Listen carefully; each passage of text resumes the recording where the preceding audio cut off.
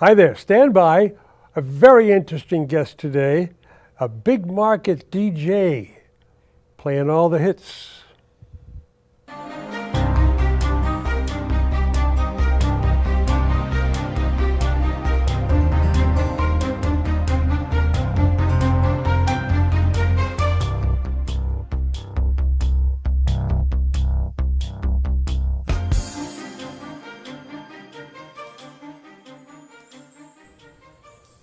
Hello, and welcome. God bless you for joining us today. Former altar boy, big market DJ, author of the book, Life of the Roadie, the Gypsy in Me. Sounds interesting. Our guest today is Ronnie Rush. Ronnie, it's great to see you. Thank you for having me. Thanks for coming in. Thank you. Where does the title of your book come from? Well, that goes back, both my parents being Italian, it goes way back sitting in the kitchen with my mom making some spaghetti sauce. And as she was stirring, she looked over at me because I was out Sunland Park, I was up in the mountains. She said, "You're a gypsy." Okay. So, later on, I figured that out, but because I was always on tour or whatever. But when I looked for a title for that, I thought, okay, Life of a Roadie, because that's what I was for all those years, setting up amplifiers, guitars, and all that. And the gypsy, kind of like Life of a Roadie, the gypsy in me. Yeah. Because you have to kind of have that little gypsy in you to be able to deal with the road. Yeah, I can get behind that. As an actor, I was on the road a lot, and as a professional ball player, touring different town every day.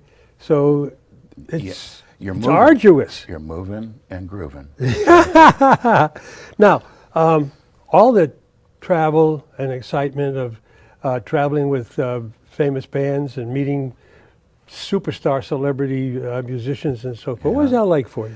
Well, it's sort of like the cream of the crop, as they say, how everything rises to the top. When you're at the top, traveling, you're meeting those people at the top. So if we're in concert in Chicago, Colorado, and the Carpenters, Karen and Richard Carpenter, they happen to be in town, we would go and visit them during their show, go backstage, say hello, because the group I was with opened the show at the Hollywood Bowl for the Carpenters. So it's all kind of, there's those people that you meet while you're traveling. And if you get lucky, New Orleans or whatever, and they happen to be in that town doing a concert, you just go by and say hello and watch the show. And so that's that level that you're at for that moment in time, because you got a #1 record. But once that #1 comes down, then you're back in the nightclubs, and then the writing's on the wall. Who are the other celebrity acts that you really enjoyed meeting? Well, let's see. There's Boss Skaggs. He's a jazz artist. Karen and Richard Carpenter. I met Karen Carpenter, shook her hand. And Leonard Skinner, rock and roll group from the South, down in the Delta. And just a slew of others that there's Hank Williams Jr., you met him. And they all are kind of the same level. They're musicians, they have hits on the radio, you meet them, and it's for a few minutes, you say hello and all that. It's a great exchange. And then you're off to another town, another city, another state, and you do that until the record company says, okay, that's it, your record's off the chart, now you got to do whatever. So either come up with another hit record. But that's the experience that I witnessed, that like there's a lot of rich people, they all kind of hang out together. Yeah. Same thing, musicians, they all kind of the same level. They're all these musicians that have hits on the radio, you're meeting them on the road. How did that affect your life? That was early on for you. How old were you? I was in my early 20s. Yeah. The group was 30, 29, 30, 31, 32. So I had mentioned that to the bass player. I go, the people are, the crowd is coming up to me, go, oh, you're so young, and you're with this group. And Joe Frank of Hamilton, Joe Frank and Reynolds, that's the group I was with so many years. He said, just tell them that you're just as professional as we are. So, you know, to a 22-year-old kid, I just said, okay, that makes sense. So that's pretty much it. But yeah, I had to put out 110% to keep up with them, you know, every day, 12 hours a day, 15 hours a day, you know, do it again the next night, next city, you know. So there was no lagging around until you got home. You know, sit on the beach and relax, but R&R. But you got to just hoof it. You got to just do it. And when you're 22, you can, you know, you got enough energy. At least I did. I had a good work ethic, so, you know, I was a hard worker anyway, so I just applied that. If you could pick a group from that era that you said, my golly, I wish I was a roadie for them. I would say the Moody Blues. Really? That's my favorite group, yeah. Uh-huh. I mean, personal favorite. And yeah, that was. So you're 22 years old, you're going out on the road, and how many years did you do that? 7 years with them, 71 to 78, and then they broke up, and then started traveling on the road again, driving an 18-wheeler. And that was good for me, therapeutic, because of all the deaths in my family. Yeah. The group broke up, and then there was another death in the family, and then there's another one right after that, and it's in the book. And basically, what I learned was that you can't, there's no shortcut. You know, after a couple deaths of the immediate family, you learn that you have to go through, you know, that thing that gets a hold of you. It's like a black cloud. There's no shaking it. You can't hide. You just go, okay, for 4 seasons, I got to deal with this. And then after that, it'll subside. It never leaves you, but at least you could get on with the program. And then there'd be another death in the family. Same thing. Okay, another 4 seasons. And it just got to a point where once, when my mom passed away at 50, breast cancer. So when I left her gravesite, I said, that's it. I've got to, you know, I mean, from 22, 23 to 29, 30, I lost all those years. Now, in those transition years, I mean, those what kept you going? Well, being Catholic, knowing about Our Lady of Fatima, and all of these things that come to you because there's the foundation. I think that if I didn't have that foundation, I would have found the Bay Bridge somewhere. Probably couldn't afford the $7 to get across it, but to jump. But you know, I had a foundation to fall back on, and that's why I always wound up back my Catholic upbringing. So You mentioned Our Lady of Fatima. You have a special devotion? I believe it because of the articles that were written by the people that were there. I mean, we weren't there, but they were there, and so I guess the Matthew, Mark, Luke, and John is kind of you know, we have to take it at face value that exists, but and there was word of mouth handed down to those people, and then they wrote about what they heard.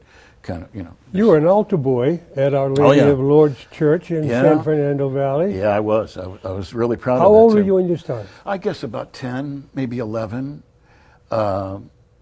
And the priests that were there and the nuns that were there, they all, you know, they were all there. I just have some really fond memories of them. I never got to be an altar boy as a youth. Especially when they were pulling on my ear. Oh, you know, yeah. The nuns would be teaching class and...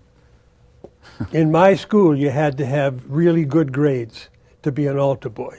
Yeah, well, I was a good student. You know. I never got to I served my first Mass, I was 22. Oh, wow. So finally, after a long period of time, when my academic record had faded in the past, I was able to serve Mass. Yeah, it was, like I said, that ritual, the serving, the privilege of taking the gold chalice and setting it on the altar, because the priest would say, okay, Ronnie, take this out. It was all kind of real holy for me, that whole... That was kind of like being a roadie but not being on the road. Yeah, exactly. Yeah, exactly. just a few Learning steps all in and about out. that. But yeah, so there's some good memories there of the holiness about everything. In your book, you talk about potential aspiration to the priesthood. Yeah, I did have that in sight, and I was called on the carpet, literally, because, we're there ringing the bell or whatever, and during communion. So the priest, when Mass was over, he goes, recite the Confiteor to me in Latin. And I got about maybe 3 or 4 words. Confiteor and that was Deo Omnipotens. Omnipotente. And I got that far, and I still remember that. Yeah. Confiteor Deo Omnipotente. And he just said, okay, just whisper it in English, but because I didn't Latin, and I'm 11, 12 at that time, and I just couldn't catch English was my language, so trying to learn Latin just wasn't. I had Latin in school. It wasn't so hot. Yeah. But then when the teacher said, you're not going to be in the football game today unless you pass this test, I got my only A in my Latin career. Well, see, there you go. So you counteracted that. Let me ask you about now, big controversy about abuse in the church today. Yeah, that troubled me.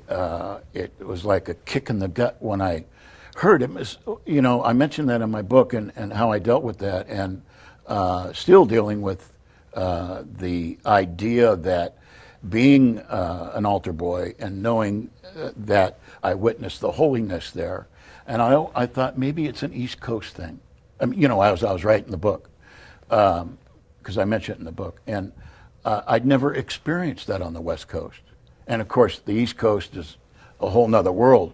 They don't even like the West Coast anyway. I mean, the East Coast people, East is East and West is West. Yeah, they look at us differently. We're on the beach and surfing.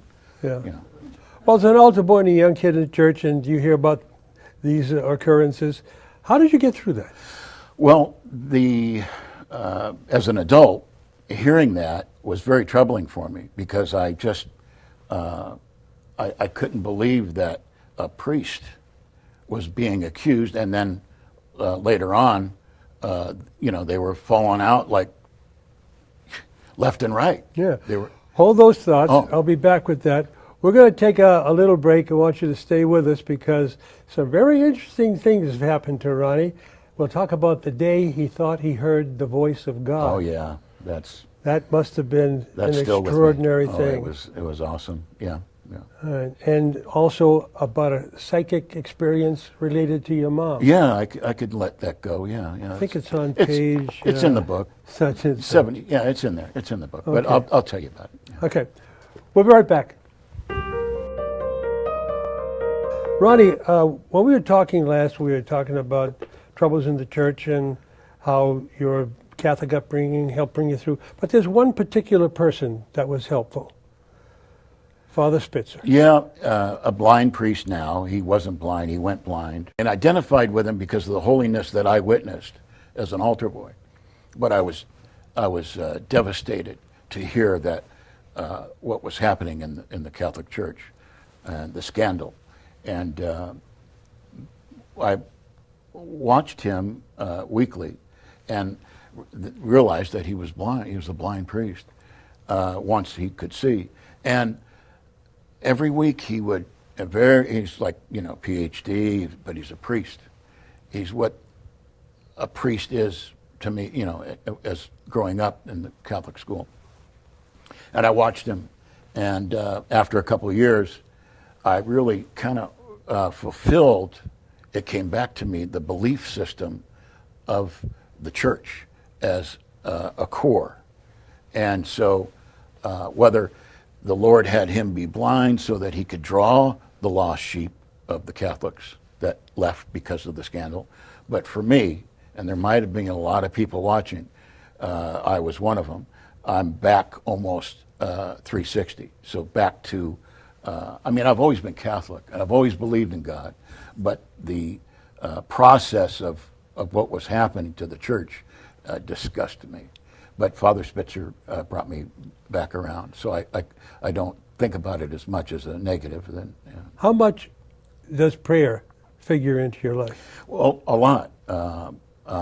That the rosary, the constant, you light some candles for other people, you pray the rosary for other people. Mainly it's for other people, Once in a while you go, hey, I need a prayer here. I need some doors open. So you get a little selfish there sometimes. But I think that if you're praying for other people, it's basically good for you as well. So I think it's a two-way street, even though it's going out. You light a candle for them to get well. You say the rosary so that they can get well. And sometimes you get an answer that you don't, you're praying for someone and they don't make it. You're praying for someone and they don't get well. That's a little troubling for me. But I don't stop. I continue to figure out, maybe on the other side we'll have an answer for that. The power of prayer is very powerful. My son recently had an accident that was life-threatening. He broke his neck on his honeymoon. And from only being able to move his right hand, he is now walking, driving a car, looking forward to going back to work. And I know that prayer had a great deal to do with that. Statistically, people who had his accident don't recover. They end up in a chair with very little that they're able to do. You got to witness the results of prayer. Yeah. The people I'm praying for, a lot of them, I won't never know how they come about. Yeah. But the ones in my immediate circle of friends, some I pray for and they don't make it, and some I do and they say, hey, I'm cured. So there is that. There's that. Okay, that I'm glad that that's still working. But you still keep up the process. Do you have a favorite Bible verse?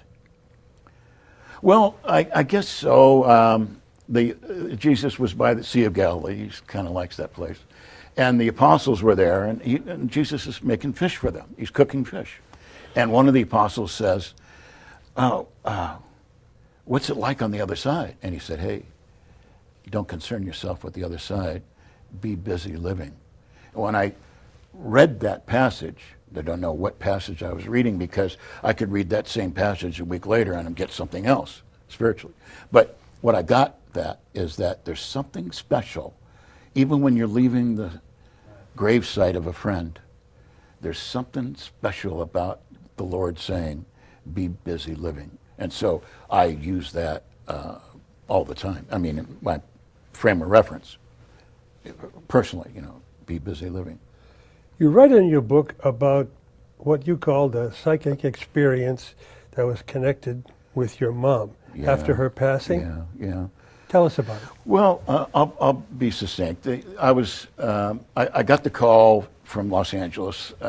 One of my sisters called and said, you need to get here as soon as you can. And I'm in Sacramento, and it's 8 o'clock at night. Back then, there's no airport open. So you can't rent a car. So I just grabbed a suit, jumped in the car, and hightailed it. And I remember our conversations over the years with my mom when she was making spaghetti and we were having, dinner and stuff.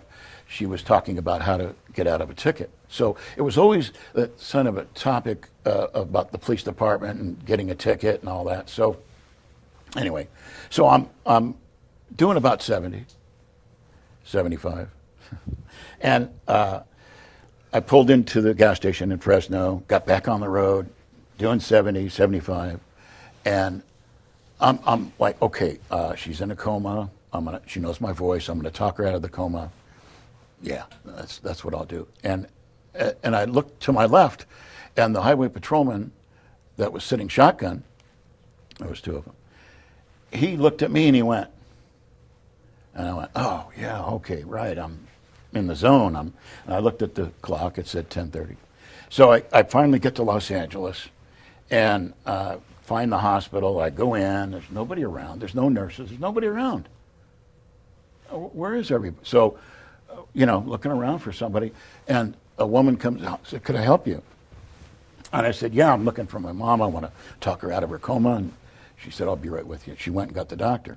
He came out and said, Ronnie? I go, yeah, I want to talk to my mom. He goes, well, sit down. I go, well, I've been sitting for 7 hours. I want to talk to my mom, get her out of the coma. She knows my voice. And he said, your mom passed away. And I, I was like, well, what time? And he said 10:30. And I went, wow, that is interesting. So that was my psychic experience, because when she got the diagnosis, I would visit her and said, I had said to her, kind of like the apostles, Mom, I'm asking you because I'm your son. When the time does come, will you try to communicate with me? And she looked at me and said, sure, I'll see what I can do. So that was sort of my one-time experience. I mean, I don't experience any of that kind of supernatural stuff, but at that moment in time, I realized the highway patrolman, he didn't stop me. He just waved me, just kind of slowed down. So My sister called me when my father was passing. So I got there as fast as I could to Boston. sure. We touched down on the tarmac. My phone rang. She said, he's gone. And my thought was, if I had gotten there a half hour earlier, I would have been by his side at that terrible moment. Yeah. So I figured, to help myself, he was sparing me that part of the grief that I would hold. So psychic connection, sometimes, I don't know. But if you're prayerful, you can easily make that connection. Now your life changes again. You go from roadie to truck driver, chauffeur.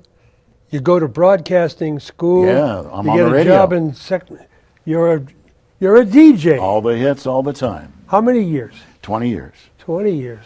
On cool radio. Cool 101, playing the hits. That's when I realized I was in my element. I was in the zone, on the air, live, playing the hits. And you just sort of, I guess it's like if Joe Montana, the football player, throwing a pass and the guy catching it. He knows as soon as the ball is in the air. Something about Joe, he was the greatest quarterback. And there's something about when just watching him, you knew he was not to be an accountant. You knew he was to be a great quarterback, Yeah. and that's what he was. Let me ask you about how the business changed, and when you got to the end of that broadcasting career, you can tell us a little bit about the difference. I'll be quick on that. The 20 years started to unwind, and automation came in, and so basically you go down the hall, pretend you're on the radio, and I did that when I was a kid. And well, they said, well, we're coming in, we're getting computers, and we won't need too many jocks, but if you want to track your show, go down the hall, record it. Takes about an hour to do a 3-hour show, 4-hour show. We're only going to pay you for the 1 hour. And then I remember my grandfather at the dinner table, the unions, because they would, I instantly thought, well, I'm not going to do a 1-hour show and have you hear me for 4 hours and not get paid for the 4 hours. What was your favorite song of that era? Oh, I guess it would be Hamilton, Joe, Frank Reynolds, Fallen in Love. Fallen in Love. That's Cool. the group I worked for all those years. Well, before we close, and Ronnie, it's been a pleasure to have you with bet. us. Thank you. Author of Life of a Roadie, The Gypsy in Me, available at Amazon, Book, Barnes & Noble, and all that. Lord bless Ronnie, others like him who depend on your love and inspiration in their lives. Give us the grace to live equally as gratifying lives, knowing that you're always with us. Thanks again, Ronnie. And always remember, Father Manning used to say, may Jesus always make you smile. Well, that's the wish for you, but you have to be part of that. So remember to let God make you smile. Come back again next time. Good to see you this time. Thanks to our studio audience and those people at home who are contributing to this ministry. It's important. God love you.